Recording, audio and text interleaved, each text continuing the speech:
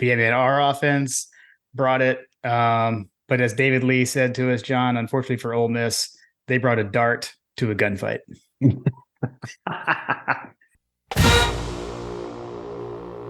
Welcome to My God a Podcast. I'm Jim Wood. In this episode, John Powell and I review Georgia's 52-17 win over Ole Miss. We talk about our experiences on Saturday and what stood out to us during the game. As always, remember to check out the newly redesigned MyGottaPodcast.com to see our latest merch. And you can follow us on social media at MyGottaPodcast. Finally, we'd love for you to check out our presenting sponsor, Oxia Time, at OxiaTime.com. That's AXIATIME.com. Now, let's join the conversation in progress. Well, John, just as we predicted. Just as we predicted, man. You know what I realized after we recorded, and it's probably a good thing, I guess, that we didn't talk about this. I think we got so caught up talking to Hunter and having fun. We forgot to discuss if we were going to the game. And as of last Monday, when we recorded that with Hunter, neither of us were. However, things began to unfold throughout the week. So I was, never really planning to go. It had been a while because Kim was taking Ella on a college visit. Lily had to play all weekend, but my parents ended up they weren't going, so they came up and stayed with Lily. I got to see her play on Thursday. They came up Friday, saw it Saturday, and I headed down to Athens and got you to tag along with me. Yeah, we were able to throw that one together, weren't we? Yeah, so it came together, and I gotta say, I got a podcast ever since the podcast has started, undefeated when we were both in attendance together. We're undefeated. That is true. Oh man, It was fun though. I was, yeah, I guess I don't know. I don't know how to describe it. Friday rolled around and I was super busy all week. All week was just like crazy. yeah, I had so many meetings, super busy, and then like Friday came around and I knew that I couldn't do anything because I was actually off on Friday. So I had all this time and went out. Like I basically was spent most of my day trying to shop for like rain clothes because I was anticipating the weather. Did not want to get I did not want to be in a weather situation like we were last time. right. We did not need a Kentucky game repeat. Yeah. Plus we had dinner with friends and Carter had baseball practice. And so then Saturday rolled around. I was like, let's go. Dude, we were thoroughly prepared. We both had like rain pants, rain jacket packs. Man, what an epic tailgate. It was a little shortened than we didn't do the full all day. You and I didn't like we did for Kentucky, because I didn't come down until Saturday, but met up, hit the tailgate, found Brett Belding like right away. Yeah, that was amazing. In the parking deck, with his father-in-law and his daughter. That was awesome, man. But yeah, dude, walked over, hit the tailgates. It was a good time. I have to say, I feel like I made a mistake that turned into an epic win, getting there an hour before you did because I was planning on eating on the way up. I was like, I'll just stop on the way up. I had to get out. I had to get out of the house. But I didn't end up stopping and ended up finding a taco place right on the street from your parents' house and get some authentic street tacos. Yep. And that was amazing to enjoy a beer on Lou's back porch and eat some tacos. Basically, I had my own little mini tailgate out in the backyard of Lou's house. Honda's famous house. I did get the amazing phone call on my drive down. I was still in South Carolina, and you're like, "What's the code to the garage?" Oh, that was amazing. That was amazing. So, yeah, dude, that was hilarious. Yeah, man. Heck of a tailgate hosted by Rodeo and Greg. Epic as always. So amazing. Great people, great food, music. even even had some Letterman. Dude, we got to hang out with Corey Allen, who was the recipient of the pass thrown, Auburn 1996. That's my Munson's. That's my favorite Munson call. And to sit and get to discuss that with him, I don't know, that was like an all time thing for me. It was a lot of fun, and also like in typical fashion, I was like, "Hey, I'm Jim. I'm Jim Wood. I'm Lou's son." And he got we got the reaction that John, you always say that we always get with the Fripp dog son type thing. Corey was like, "Ah, Jim, I love your dad." Oh, which is great. So yeah, I think the rest of Your my dad's family, amazing. the rest of my family had met him at a G Day one year, and I wasn't there. So yeah, man, that was a lot of fun. So That was cool. So we went to, it was kind of like we had, the officially official wide receiver of My God podcast, and then we had the, like, I guess, legacy that's wide right. receiver of True, My God true. podcast. Hey, here's what I thought was really cool. Corey Allen walks up to the tailgate in his like actual Letterman's jacket. He Uh, did. but Yeah. but he complimented and said that he liked my jacket. I was like, ooh, that's a heck of a compliment considering what you're wearing. So yeah, You did yeah, have a good jacket though. In fairness, it's an elite jacket. yeah. I think that's I haven't worn that to a game. So that was a new one for me. I mean, like since I was a kid. I haven't worn that one to a game since since my parents found it. See, don't throw things out, John. I wouldn't throw things out like that, that's for True, sure. true. That's a sweet jacket. That's a sweet jacket. But It yeah, also dude. it also helps when you have the storage facilities. Right, right, exactly. Yeah, but yeah. So that was awesome. And then headed down to Hug Dogs. Met up with Yeah, we didn't him. really walk around too much. It was Yeah, off and on raining. It was kind of cold.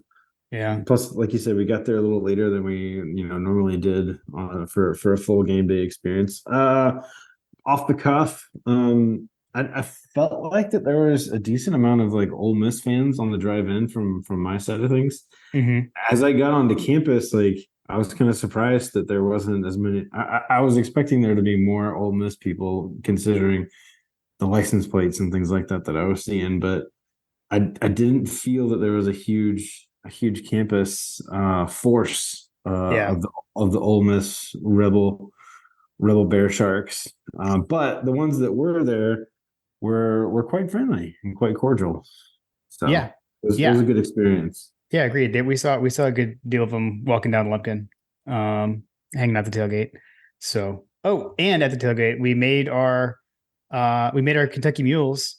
So shout out to Jason Barton, who sent us some Ale 81 and a bottle of bourbon after our Kentucky preview episode. So we got to enjoy that with the special cups he had sent us as well, with the Night Stalkers logo on it.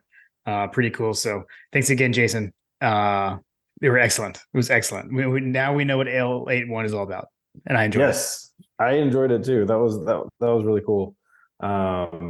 Did Brett take that picture? We need to get that picture from Brett. Oh yeah, Brett, text me the picture of John and I holding with our drinks. That's funny. I think that's right. Yeah, that's the only let's picture I'm missing.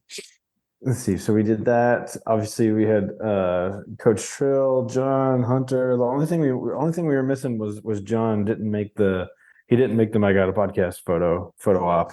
That's true. That's true. That's true. Yeah, down there, down by Hug Dogs. We got a bunch of good pictures down there though, dude. And I ran into people like I ran into high school friends there. Right. One my buddy Matt, who I played tennis with, at Milton High School, and I had not seen him in forever. But he's a friend of Jason's. So I knew whenever I go by there, we had figured this out already. I always know there's a chance he might be there. This is the first time I'd seen him, so that was pretty fun. And saw my buddy Olin from high school and college on the waiver there too. So yeah, dude. And then we knew we were going to see Keeling and Lutz because they were sitting with us, but had a bit of a fraternity reunion going on as well. What a day, man! It's pretty awesome. Yeah. So I can't remember who was saying that.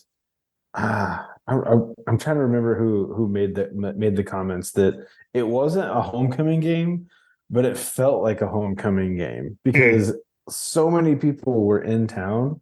So Yeah. like I feel like the whole state was planning on going to this game. Kind of like the Kentucky game was originally.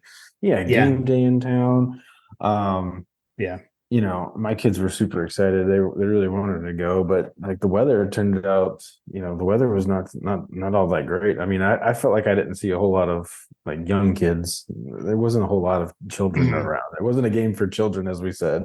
Right. Yeah. Yeah, for sure. Night kickoff, night game. Everyone is well lubricated, we'll say. Weather. But yeah, dude, it was. I was actually thinking about that, how we had kept saying Kentucky is the game that looms large, and I think Ole Miss did too at the end of the day, with the crowd, Right. everyone coming out. We got to congratulate Meg the Jones in person. Um, Yes. that was awesome. So yeah, dude, I don't know. It was pretty epic. It was pretty epic day. Although no trash cans were harmed. That was good. It kept it a little more in control. If you know, I you know. think I think AO he was pacing. Uh, Dude, but speaking of like our modus operandi or whatever is to go to Morris Hall, right? And so mhm. then we tailgate and then we make our way down to Tate and we partake there and get together with the Huggins clan and everybody down there. And that's kind of like our rallying point, right? Yeah, To go yeah. into the stadium and I have to say that I've never seen that many people at that tailgate as I did on Saturday. There were so many people, like not even just their tailgate, but just like in the general vicinity. In There the were Tate so lot, many yeah. people. There were so many people in the Tate lot. Yeah, it was crazy. Well, and then getting into the stadium was nuts because I had like a moment of panic of like, wait, what time is it? And like it wasn't like super late or anything, but then we're like, we got to go in like to see like that line was so crazy. Like we didn't make it in for like the senior stuff. Yes. Because we were like Okay. standing in So line forever. It was crazy, man. we've pivoted to the entrance into the stadium. Was there anything pre stadium that we want to go to before I get into my rant about this? Oh, I don't know. I don't know. I mean, I mentioned all the folks that I think we hit everyone we hung out with. I think we're okay. We didn't get to see Logan. Didn't see Logan. Yeah, no, we didn't. We Got there didn't too make. late. We did not venture across basically the bridge. We didn't go south of the bridge. We stayed on North Campus. So yeah, Correct. yeah. So missed friend of the show Tim Riley and Patrick and Walter. They were all down on south. Had we gotten there earlier, with the timing we got there, it was too late to go south and then come back. Right. I don't So know that I would have wanted to because that would have been a lot of walking in the rain. I would have actually used my suit a little bit right. more than I ended up doing. All right, so let's get to the entry into the stadium, which I know that the waiting since last Saturday guys, Will Leach was commenting about this, but I don't know what happened. I don't know what changed between the Kentucky game and this game, but something was off. Like the football team was ready, the facilities team was not ready for this game. So full disclosure, I haven't listened to Waiting since last Saturday yet. Okay. So So we'll notice this Will too. so I Will can listen to it later. Sorry. well, I mean, I'm just gonna say like Yeah. they enter they have lower level seats. They actually are on your section technically, but they enter in through the other side from the South Campus side, right? Okay. Okay. So they enter in from the other side, and they had the same feedback that it Okay. So it was wasn't just our gate. Interesting. no, Okay. no. I mean, it was hectic. So on that episode, Will mentioned that there were a number of people. It was not a unique situation. It was pretty much a completely universal thing.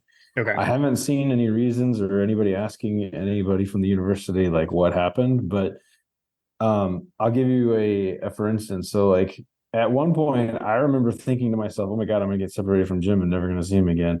And like it was that tightly packed. It was super crowded. Like there were so many people. It's kind of like when like we've talked about this, like the Hillsborough disaster in Liverpool, like when there's so many people trying to get into a small area at a bottleneck or a choke point in Hmm. line, like people start pushing and pushing and pushing, and that's where things get haywire. And Right.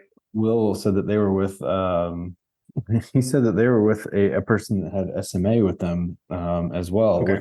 which led to a whole other unique scenario inside the stadium. But anyway, yeah. So observation that I had made at the Tate Gate that we were at, it appeared that there were maybe some technical problems because there was one person that was scanning in two lines basically, Yeah. and there wasn't enough people. It didn't seem like they had enough people, or the technology wasn't working the way that it was supposed to work.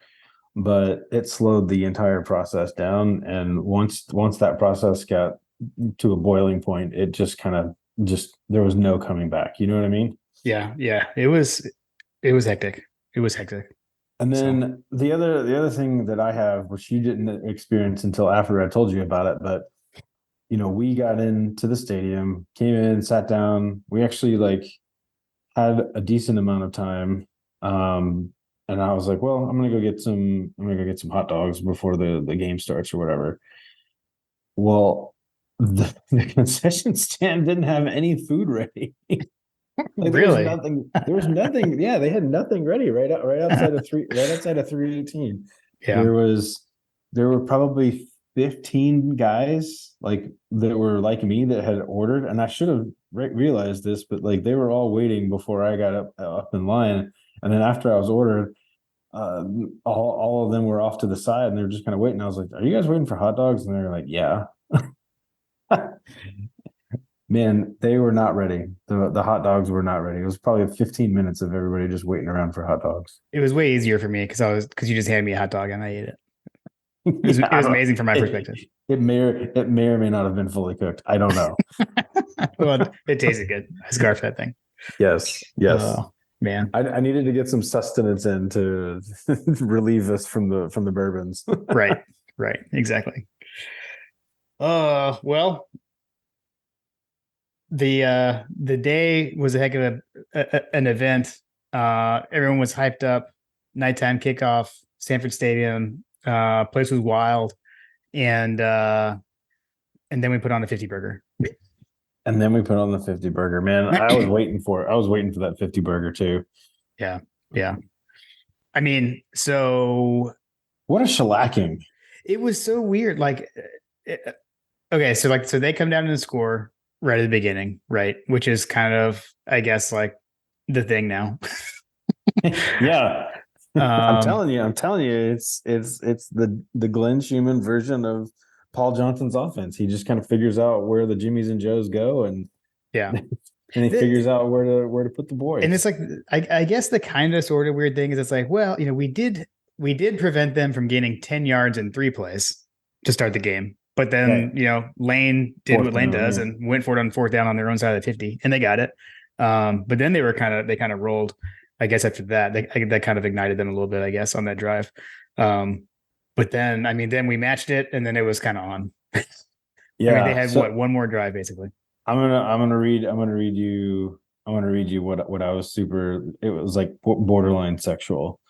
Okay, so they scored their touchdown with 3 minutes and 53 seconds left in what, the first quarter, second quarter? I can't remember when. When was it? So their first touchdown, well, In they the first scored. quarter. In the first quarter. Okay.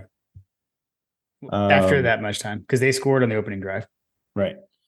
So after that, these are their series. So they had a three plays, negative 10 yards, ended with a punt. Mm-hmm. 4 plays, 15 yards, a minute and 23 seconds, ended with an interception. Mm-hmm.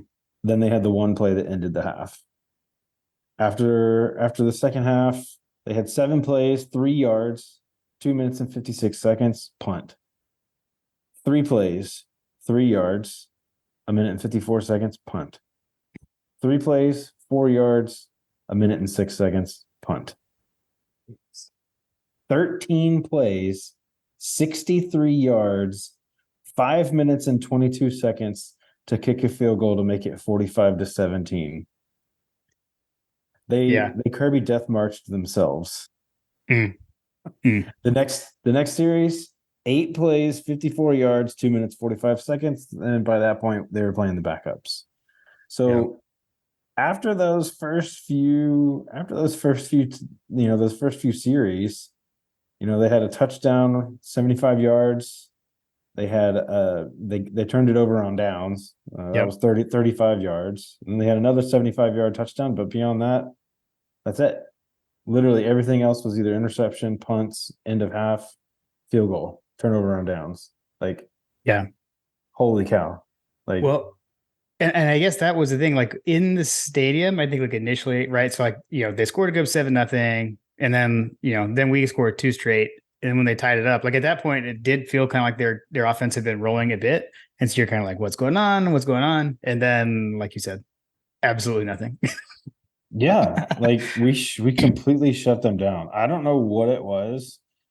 I don't know what it was. I mean, if there's somebody that can give us an analysis on what changed after the first, 10 minutes or so on defense, Yeah. that would be amazing.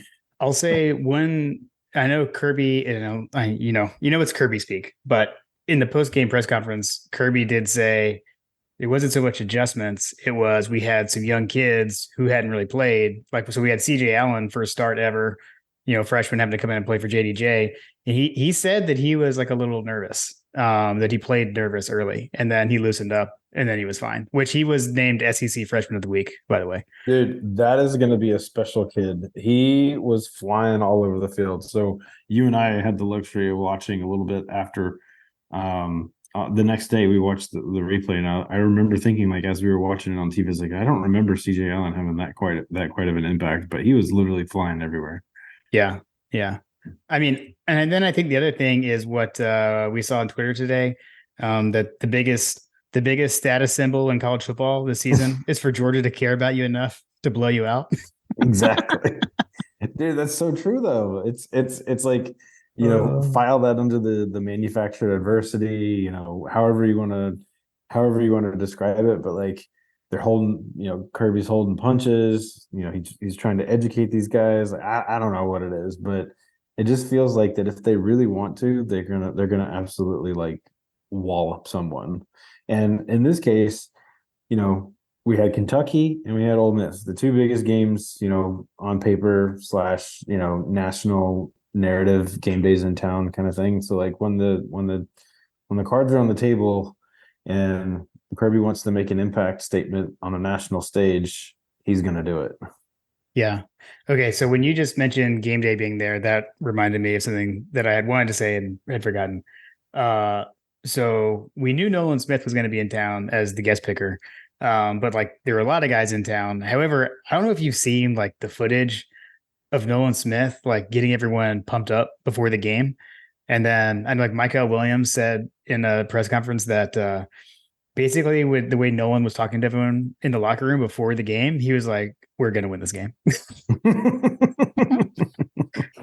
I haven't seen that. Is it one of those videos on Twitter or? No, it was in like today's press conference. Oh, okay. Yeah. So, but I did see, I can't remember who posted it, but there's a video. It's like pregame, like right before the team's going to run out. And like Nolan is like in Zion Logue's face, just like screaming, like getting him jacked up. And Zion's like kind of bouncing around and everything. I was like, man, like, can Nolan Smith come to all of our games? Like, Yeah, seriously. Seriously, can we get him to come to the SEC championship coming up here?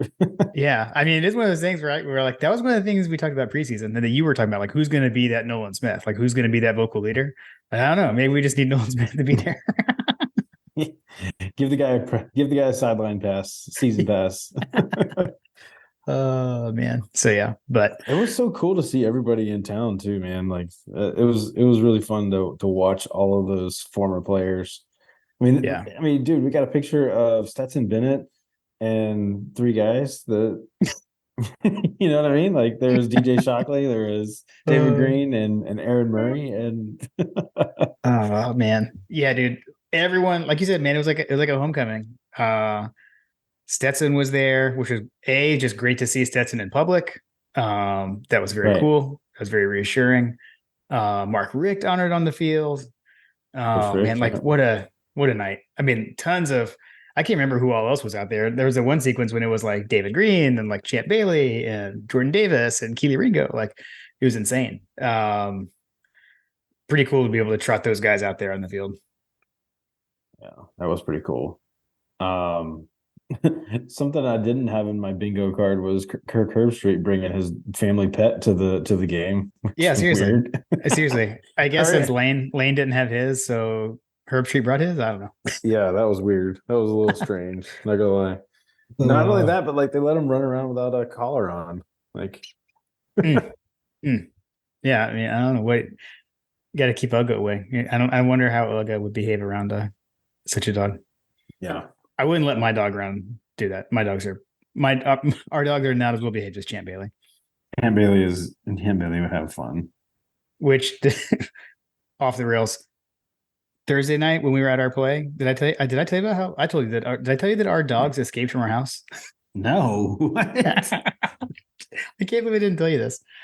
Thursday night we were at Lily's play, and one of Ella's friends starts calling her, and she's like, "Why is Uh-huh. my friend calling me?" And then she texted her. She's like, "Your dogs are like running up and down the street. Your front door is wide open." Munson and Murray are acting a fool. So when we left the house, like Kim and Ella walked out the front door, but I had left the garage door open because I had gone to run an errand right before, and I walked out the garage, and so like Ella didn't shut the front door all the way; it was like cracked or something. So I took them like over an hour though to get out of the house. So anyway, so I had to text a friend to come and corral our dogs, shut What them I back in the house. what I hear you saying is them dogs as hell. Them dogs as hell. Oh man, sorry, off the rails. We can go back to the game. Can't believe you didn't tell me that. I can't believe I didn't tell you that either because that Munson and Murray are just acting a fool. that happened. That was Up and Thursday sh- night. So now our family joke is anytime the Ring camera we get a notification, we text each other. It's like we're just making sure the dogs didn't just escape.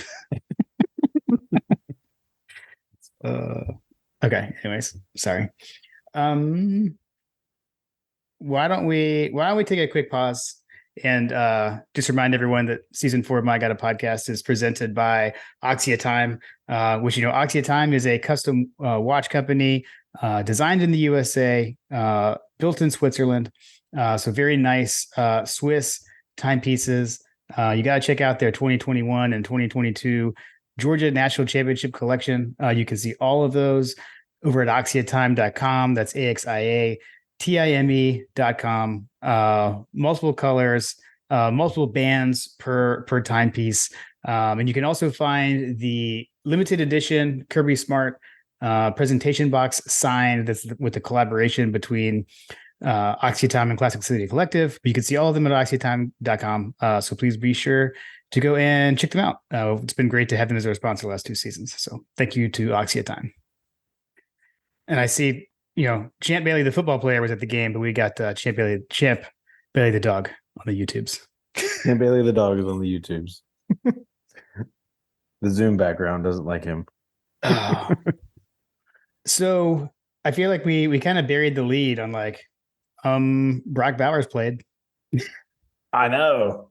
So I had inside sources that was going to that he was going to play, but even the inside source was not super confident about how many passes that he was actually going to catch. So we were thinking, okay, he's probably going to play, come in for a series or two, a package, Yeah, decoy, whatever. But Brock Bowers' first catch in Sanford Stadium was a touchdown, and potentially his last catch was a touchdown in Sanford Stadium. Yep. Yeah, dude. I mean he started and he just played. Like he was just out there. I mean, that was nuts. And then it was very cool. I don't know, man, just to see the effect that he has on the game. Like Ladd's touchdown pass or Ladd's touchdown catch, friend of the show, official wide receiver of I Got a Podcast. Birthday boy, by the way, it was his birthday Saturday. The good lad had a good day on his birthday. How did we not know it was his birthday when we had him on? Jeez. That was major fail. Major fail. Apparently, we need to do more research. Yes. But if you haven't heard the Ladd McConkey interview, it's out there. You can watch it on YouTube, by the way, or listen in your podcast player of choice. You can clock in with Ladd McConkey on the Axia Ambassador series. Absolutely. But that play, I mean, he was open because of Brock Bowers. Like Brock Bowers got the attention of like both safeties, and that's why Ladd was so open. It's pretty impressive to watch and you can just see it on the game broadcast. Herb Street talked about it. It's pretty cool to watch that. So there was that, and then I gotta say, have you noticed that it was second quarter, the play that was coming at us when the nitpicky thing you would say, well, Beck did underthrow Ladd. It should have been an easy walk-in touchdown. But that was the exact same play that we ran against Tennessee last year when Ladd had a diving touchdown catch in the play after. Okay, so Tennessee. Remember we basically we sacked Hooker and they didn't call it. They called it a safety, I think, right, Yes, instead of yes. a touchdown or whatever. Or they Right. didn't call it a safety. Whatever happened, it was the next play.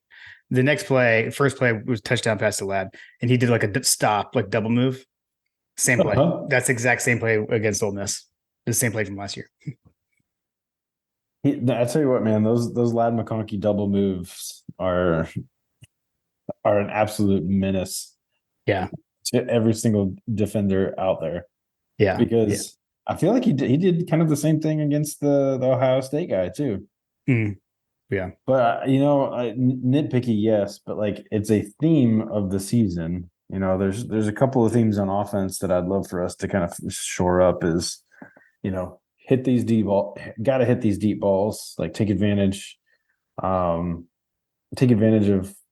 I mean, so as soon as Ladd hit that move and the defender bit on it, everybody on the sideline was like had their arms up in the air. As the coaches, like everything, it was kind of like that one play.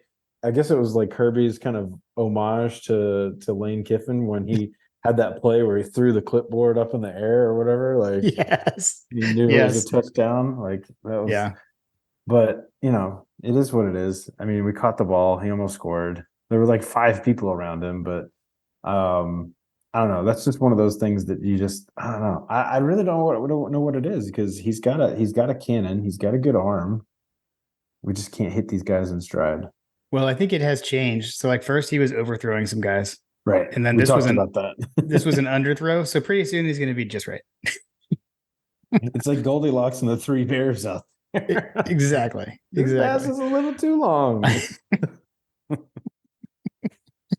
So yeah, it'll be there soon enough.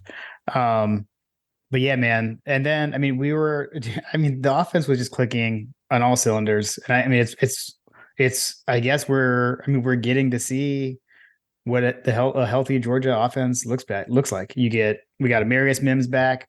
We had Brock Bowers back. Kendall Milton looked like we haven't seen Kendall Milton look like in a long time. He had a day on senior day. And then so did Dejan. I mean, they both balled out, and I don't know, the play for me that was sexual was when we had a toss sweep with a fullback. With Kendall And Milton, it was Kendall Milton. Dejan Edwards. Yeah, toss sweep to Dejan Edwards, Kendall Milton at fullback, and I mean Kendall leveled a guy. I mean he sealed the edge for Dejan to score. It's pretty sweet, man. We deserve to have a Kendall Milton moment here because I've not been shy about the fact that I feel like that he hasn't been 100%. He's been hurt, whatever. Like that was a fully operational Kendall Milton on display out there. That's the Kendall Milton that everybody wanted to see. Yeah, he had breakaway speed for a big gain touchdown. He had power. He did everything. Like that's the Kendall Milton that we've been waiting to see, and I hope and pray that that's the Kendall Milton that remains for the rest of his time at Georgia. Yeah. The rise of Kendall Milton kind of coincides with the rise of the Georgia offense. Not 100%, but like I'm just saying that his progression is mirroring the. Did you see the graph that Josh Dog Stats put out there with the EPA? I have not. I don't think I did. Stats. No. So Josh did he does the statistical analysis and he posts all the different like offense versus defense, yards per play, the success rates, and all those kinds of things. And then EPA is like one of his like metrics. And Josh, I apologize, I'm going to butcher it, but it's basically like talking about on average, like trajectory wise, how are they looking from an overall efficiency. I can't even remember what the EPA stands for, but I know that it's one of those metrics that he has been harping on as like one of those. It's not success rate and it's not opportunity rate, but it's like an amalgamation of all of them, right? Mm-hmm. So if you look at Georgia's EPA over the season, like we're like trajectorily up and to the right, and there hasn't been a faltering step at all along the way. You look at Michigan's EPA, and they're starting to kind of flatline a little bit. Mm. And then you look at Oregon. Oregon is kind of in that same vein too, up and to the right, even more so. Washington is also kind of in that same vein, up and to the right. And then Alabama had like a kind of a slower, a flatter line, but then over the last few weeks they've had a steeper increase. So I don't know. It'll be interesting to see how that checks out over the course of the rest of the season. I know that the CBCR2 SAM metrics just graded Georgia at a championship caliber team from their statistical analysis. So everything's coming together. We're peaking at the right moments, it feels like. And Kirby mentioned that the goal of the season was going to be to have game by game, moment by moment. Just he's looking for us to get better every game, and I can't argue that we haven't. Yeah. No, I would agree. It was it was a lot of fun in that stadium Saturday night. It was a good time. So fun. It was so fun. I've got a swag surf with Keeling. That was fun. That was fun, man. If you don't know Keeling, he's not a swag surfer, but we made him swag surf. Neither is Loons for that matter. Neither is Loons. Oh man, yeah. So for me, the story of the game was obviously the route was on. We had a good time. We were having good times with the people around us. Yeah. Yeah. It was a fun night in Athens, and then we took it downtown. Yes, that did happen. Oh man, I hadn't been downtown in forever. When was the last time you went downtown after a game like that? Well, not after a night game. Yeah, after a night game. I have no idea. I've maybe gone out like after a 3:30 game or something, but not after 7:00. Yeah. Man, that was fun. That was fun. A little taste of what it was like to be back in college. all good nights in Athens and at Little Italy, and that was proven true again. and we got Little Italy. Although some of us didn't wait in line. Oh my gosh. Yeah. How was John so far up in the line? That was an amazing moment. Just make friends with people in line. That's what I like to do. Just make friends with people in line and just pretend you're supposed to be there. Love it. Man, yeah, I don't know. Like absolutely dominated. Top 10. Like it's like it's supposed to be like this big, huge matchup. Absolutely dominated them. I will say I got a text from my dad in the fourth quarter, and he did say he was just like, soak this up, being there, seeing all the guys celebrating. What a way to end the home season for these seniors. Like what an amazing senior class. They have an opportunity to win more games than any other senior class, which has been a trend lately. But and for a guy, for one of the guys, and we talked about him a little bit, but like for Dejon Edwards to have this season in his last season at Georgia, a guy that we've talked about for years on the podcast and kept wanting him to get the ball, more and be featured more, to see him get to have a senior season like this and score 2 touchdowns on senior night. Both him and Kendall have 2 touchdowns on senior night. It's pretty cool. There's not much else to say other than that, man. It was fun. It was such a good experience. Yeah. Those are the kinds of games that you file away and you file away in the memory bank for the drier times, because these are Yeah. the glory days. They don't last forever. Yep. Yep. Yep. So even also special teams, good day. Had another payday. Woodring made his only field goal attempt and kicked 7 extra points. uh, uh, so it was a good day. Lots of touchback. He's slowly chipping away at that points record. Yep. And then lots of touchbacks for Zirkle, and still 0 Georgia punts returned all season. We had one punt by Thorson in this game, and it was a fair catch. So still the craziest stat in college football to me. They talked about it on the broadcast a little bit too, but they didn't give it its due justice. I figure at some point they're gonna have to comment on something like that, because Yeah. I don't know. Like, you talk about this, you talk about the previewing any team that we're gonna play in the future, and they're gonna be like, well, this person is a good return man. It's like, well, he's Right. probably not gonna be. He's probably gonna be sitting down a lot, practicing Yeah. his fair catches. Right. Exactly. Let's see. Coach Trill's over unders. So like you said, we got to see Coach Trill, got to tailgate with Coach Trill during the game. But I extended my lead. Let's see. I went 5-3. He went 3-5. So now I'm 50-30 on the season, and you are 42-38. I will add, Coach, he tracked Hunter's picks. Hunter did his picks. Hunter went 2-6. So Hunter, I don't know what happened. Hey, coaches over unders, not as easy as they seem. Pretty tough. He's yeah.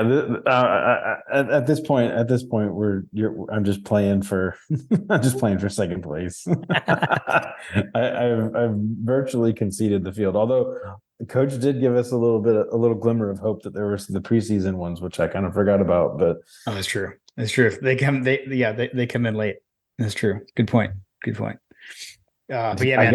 I gotta be perfect. I gotta be perfect from this on out. I feel like moment by moment. You need to map out the possessions like Kirby did. I know.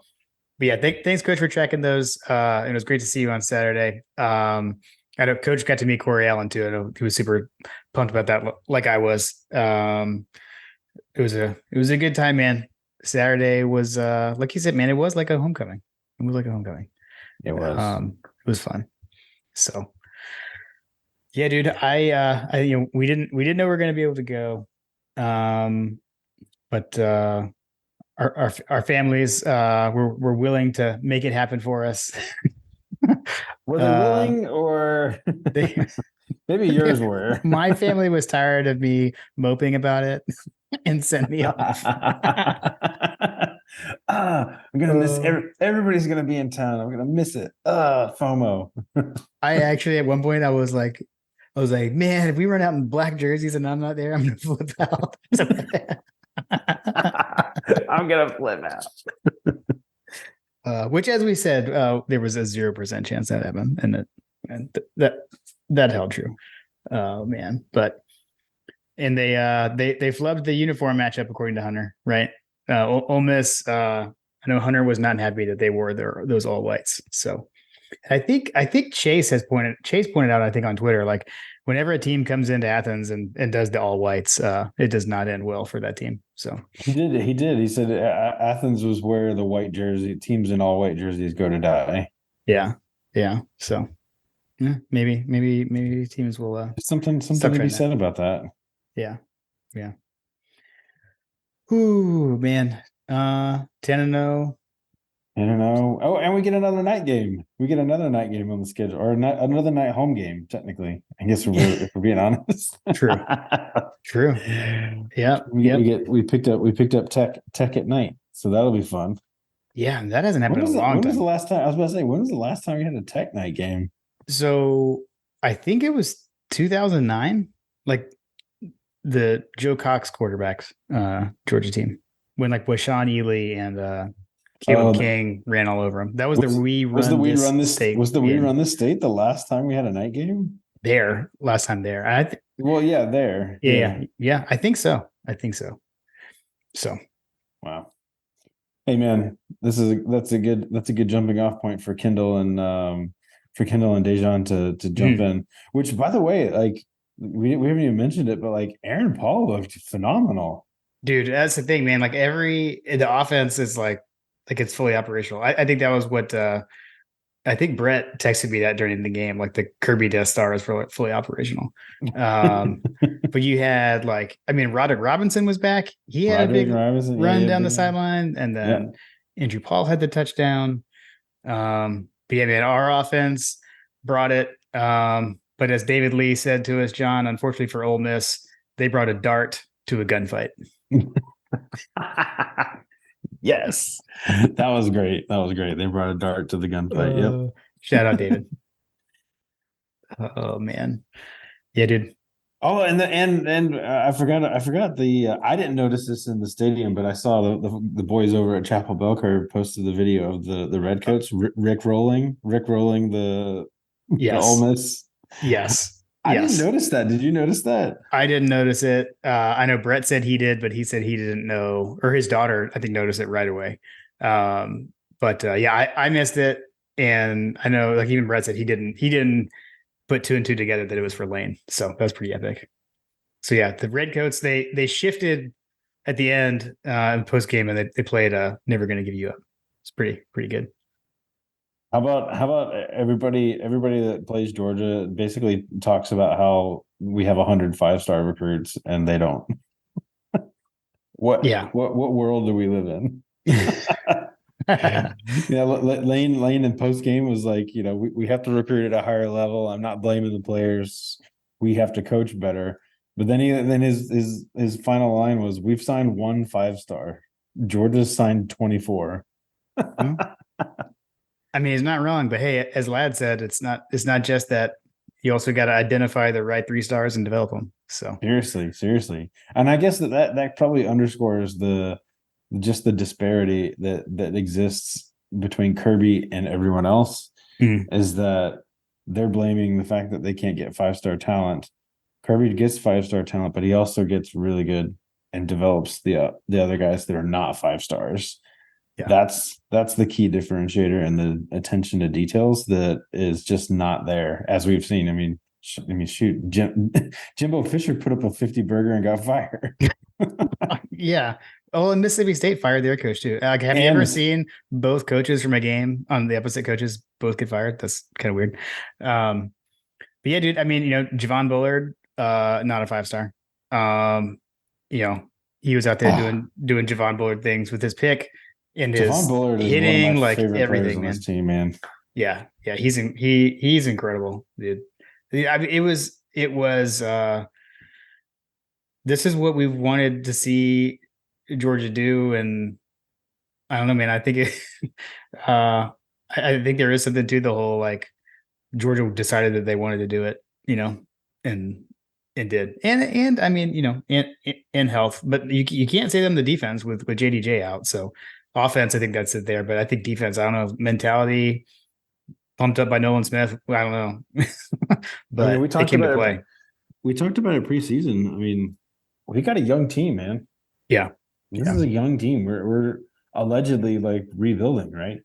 right, right. Pretty amazing spot to be rebuilding at 10-0. Yeah, yeah, for sure. Yeah, and then both Georgia and Alabama have clinched going to the SEC championship, so we know that now. And that's 5 or 6 out of the last 7 years the Dogs have won the East. That has never happened before. No team has ever made it to the SEC championship 6 out of 7 years. That's the first time in the SEC history. So Wow, I didn't pick up on that one. yeah, yeah, pretty crazy. Truly historic, with Yeah, no man. end in sight. Yeah, dude, these are the good old days. Let's keep enjoying it the way we are. We got next we got old Smokey. Oh, yeah, yeah. We'll have to talk about the another orange team. Hey man, there's nothing more beautiful than an empty Neyland Stadium after a 50 burger. So Ooh, I like that. More to come on that one. more to come. Well, hey, I'm glad it worked out. I'm glad Yes. that we made it to the game. It was a lot of fun. Thanks to everyone who was graciously hosted us at tailgates. Um, Shout and out to your parents for allowing me to crash with you at Ponda's famous house. Yep, yep, yeah. And on my end, they came and stayed with Lily. Couldn't happen without that, and between that and Kim taking Ella on her college visit, which was phenomenal, by the way. So it was a heck of a weekend for the Wood family. It was a big one. We all had a lot of fun. So another, but then another home season in the books. You only get so many of these. It's crazy how fast it goes by. Um, on the road for the duration. Tate said it best. You always want one more. Ah, yeah, so true, so true. All right, man. We'll wrap this one up and we'll get back together and talk about beating the piss out of the Volunteers. Go Dogs. Go dogs.